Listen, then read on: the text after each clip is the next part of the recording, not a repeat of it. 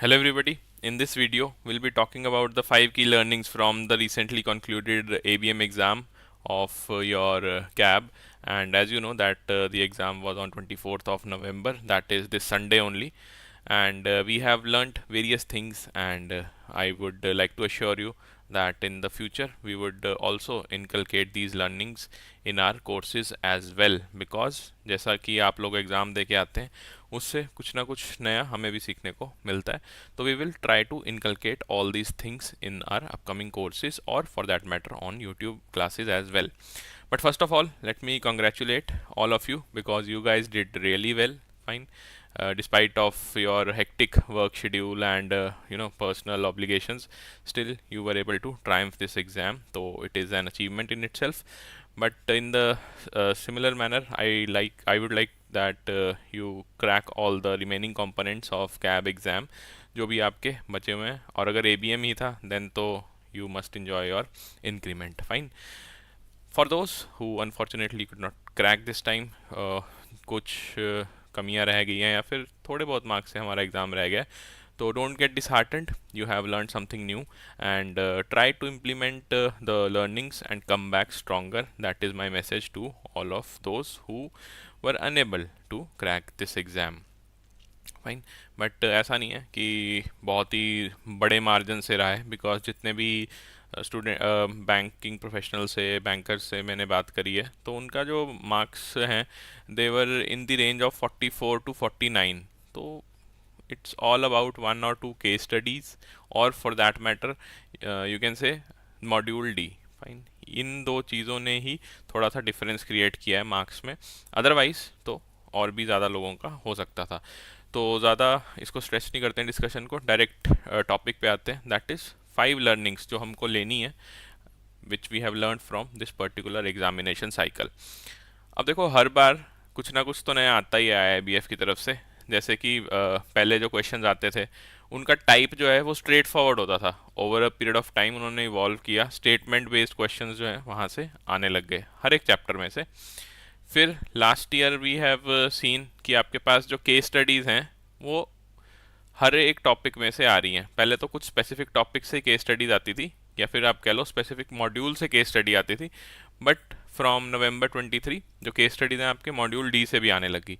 अब इस बार क्या हुआ है, एक होलिस्टिक अप्रोच अगर आपके पास नहीं है पूरे के पूरे एग्ज़ाम प्रेपरेशन के लिए तो प्रॉब्लम आ सकती थी, और वो आई भी है. So my advice, the first learning would be that never leave a unit altogether. कभी भी आपने जो 32 यूनिट्स हैं ABM के उनमें से कोई भी यूनिट नहीं छोड़ के जाना है.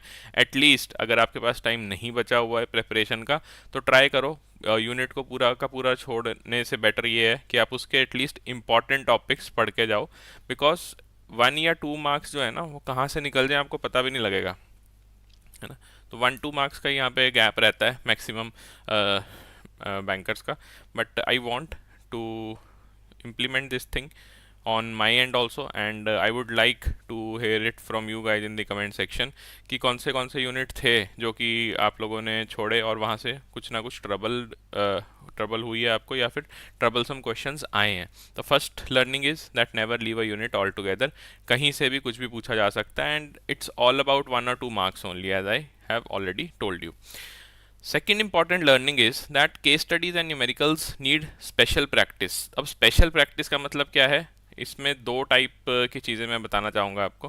पहला तो कि जो पहले के न्यूमेरिकल आते थे वो क्या होते थे, डायरेक्ट यू कैन से 1 लाइनर न्यूमेरिकल्स आर देयर. अगर हम आपके मॉड्यूल ए की बात करें स्टेटिस्टिक्स की, तो 1 liner numericals used to be there कि पूरा का पूरा केस नहीं आता था. आता भी था तो एक हद 2 क्वेश्चन आ गए. इस बार 3 या 4 क्वेश्चन ऐसे आए हैं जो पूरे के पूरी केस स्टडी बेस्ड क्वेश्चंस थे in the form of numerical formulas use हो रहे थे वहाँ पे. On the similar line I would से केस स्टडीज जो आपकी मॉड्यूल बी में आती थी, ऑल तो पहले भी इंटरप्रिटेशन होती थी उसमें, ऐसा नहीं है कि आप बिना इंटरप्रेट किए हुए केस स्टडी सॉल्व कर जाओगे. बट इस बार थोड़ा लेवल अप हुआ है. फाइन. तो हमको ये एक्सेप्ट करना पड़ेगा. And in the future I would like जो भी 2025 में एग्ज़ाम देंगे ABM का, वो लोग केस स्टडी पे थोड़ा ज़्यादा फोकस करें. बिकॉज मॉड्यूल बी में से सबसे ज़्यादा क्वेश्चंस आते ही हैं एज वी नो। एंड सबसे ज़्यादा क्वेश्चंस का जो टाइप है, क्वेश्चन टाइप जो है वो केस स्टडी का ही रहता है इन मॉड्यूल बी। तो अगर आप एक एस्टिमेशन लगाओ कि 35 क्वेश्चंस आ रहे हैं मॉड्यूल बी में से, तो bear this thing in mind कि मिनिमम 20 मार्क्स जो हैं वो आपके केस स्टडीज से ही आएंगे।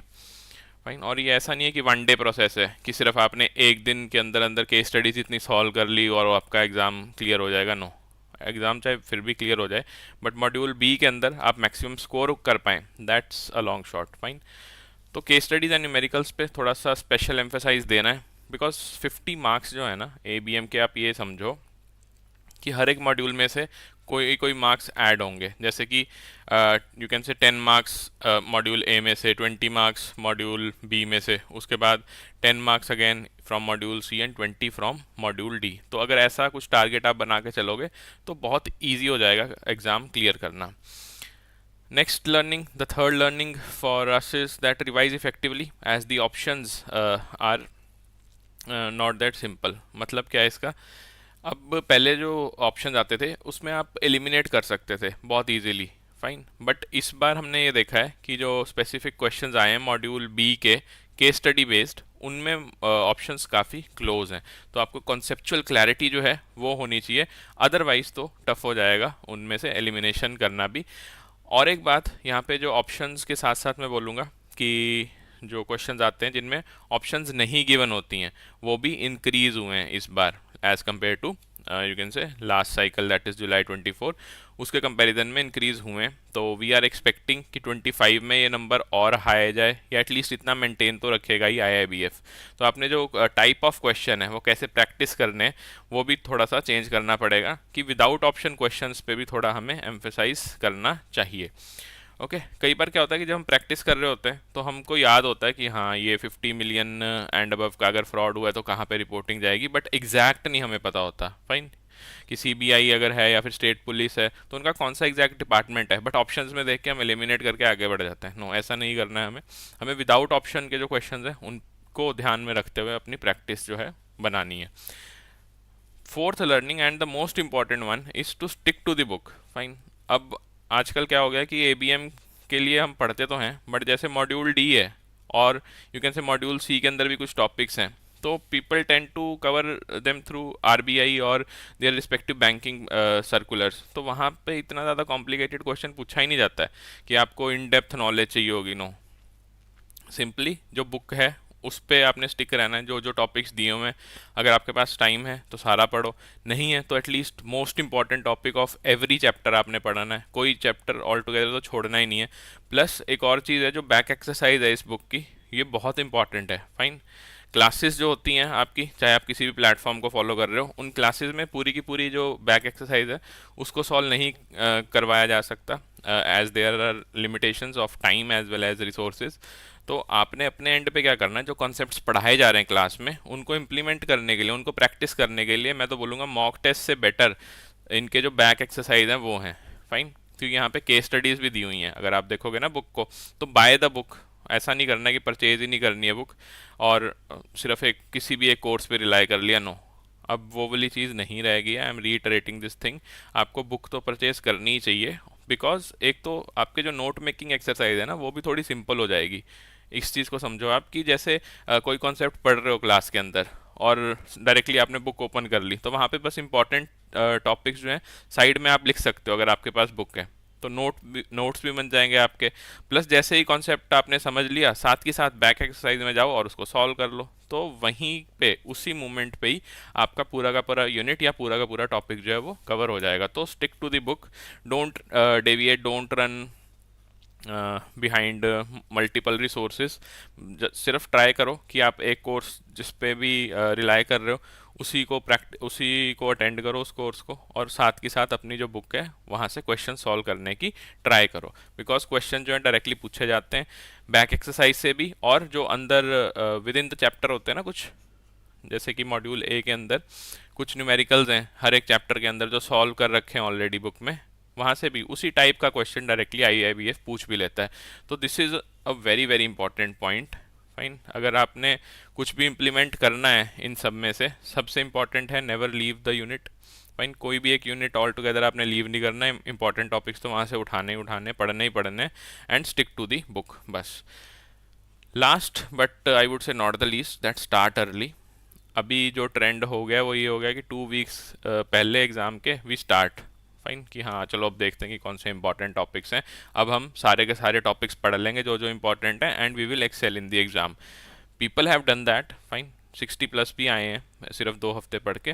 But again you can not generalize this thing कि सभी का ही हो जाएगा 2 हफ्ते पढ़ने से। नो, सबका जो टेम्परामेंट है, सबकी जो नॉलेज है, सबका जो कॉन्सेप्चुअल क्लैरिटी है वो डिफरेंट है। फाइन, ग्रास्प कैसे करनी है चीज़ों का, सबको अपना अपना टाइम लगता है। तो माई एडवाइस वुड बी कि स्टार्ट अर्ली। 2025 में मोस्ट प्रोबेबली जून या जुलाई में ही होना है एग्ज़ाम। तो आपको अभी से, मैं तो कहूँगा दिसंबर में या फिर एटलीस्ट 100 डेज जो हैं, अपना एक खुद का प्लान बनाओ। किसी का प्लान मत देखो, सिर्फ अपना प्लान बनाओ based on the important topics. और अपनी स्ट्रेंथ और वीकनेस देखो कि कौन सी मेरी स्ट्रेंथ हैं, कौन से मॉड्यूल हैं जिसमें मैं टारगेट कर सकता हूँ या कर सकती हूँ, और उस पर स्टिक करो इस पूरे के पूरे प्लान को बना के 100 डेज के। फाइन, क्योंकि आपको सबसे बेटर नॉलेज है कि आपका कौन सी स्ट्रेंथ है, कौन सा वीकनेस है। हो सकता है कईयों का, जिनका अकाउंटिंग का बैकग्राउंड है, कॉमर्स का बैकग्राउंड है, उनको मॉड्यूल सी इजी लगे, कईयों को वो मुश्किल लग सकता है। जिनका बैंकिंग नॉलेज काफ़ी एनहेंस हो गई है, काफ़ी सालों से वो बैंक में काम कर रहे हैं, तो मॉड्यूल डी सबसे ईजी लगेगा उन्हें। जिनका मैथमेटिक्स बैकग्राउंड है, स्टैट्स में कोई ना कोई उन्होंने यू कैन से डिग्री कर रखी है या फिर कोई कोर्स किया हुआ था पहले, या फिर अच्छा है, उनको बढ़िया लगता है मैथमेटिकल प्रॉब्लम सॉल्व करना, तो मॉड्यूल ए उनके लिए इजी हो जाएगा। फाइन, जिन्होंने एमबीए कर रखा है या फिर कई यहाँ पे गवर्नमेंट एग्ज़ाम्स की प्रिपरेशन करते हैं बैंकिंग प्रोफेशनल्स भी, तो उनके लिए module B that is HRM will be easy. तो ये सारी चीज़ें आपने ध्यान रखनी है। And lastly I would like to say that keep up the momentum. अभी आपका एबीएम का एग्ज़ाम अगर क्लियर हो गया है, then shift to other exams जो भी आपके कंपोनेंट्स बचे हुए हैं, दैट इज़ बीएफएम, एबीएफएम और BRBL along with the electives. Fine, इन पे भी फोकस करो। और जो लास्ट के आपके 2 पेपर हैं इन पे ज़्यादा, क्योंकि ये बैक टू बैक ही रहने वाले हैं।